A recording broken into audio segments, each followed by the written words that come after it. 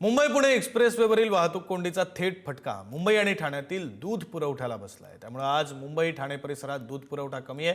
कोल्हापूर, सातारा, सांगली या भागातून मुंबई पनवेल मार्गे ठाणे मुंबईत येणारे सुमारे 50% दूध वाहतूक करणारे ट्रक आणि टँकर महामार्गावरच अडकल्याने शहरातील दूध वितरण विस्कळीत झाले। याचा मुंबईच्या परळ परिसरातून आढावा घेतलाय प्रतिनिधी धनंजय दळवी यांनी।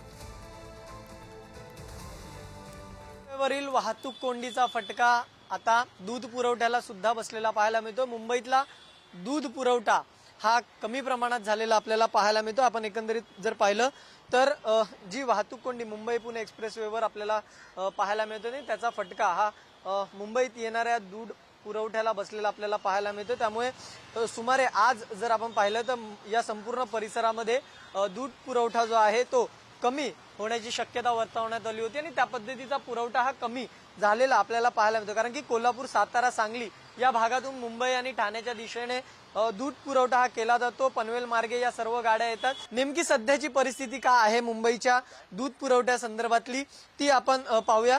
आपण जर पाहिलं तर एकंदरीत येणारे जे काही ग्राहक आहेत ते सुद्धा दुकानात विचारतात की दूध आलंय का नेमकं। या सगळ्या संदर्भात दूध विक्रेते माझ्यासोबत आहेत।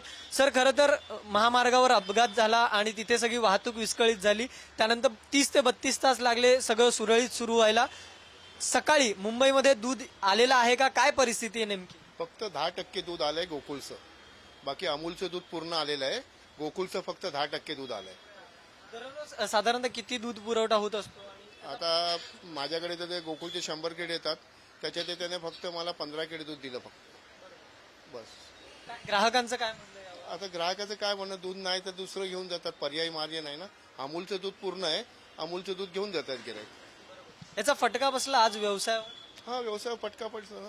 व्हिडिओ जर्नलिस्ट नागेश धोत्रे, धनंजय दळवी, पुढारी न्यूज, मुंबई।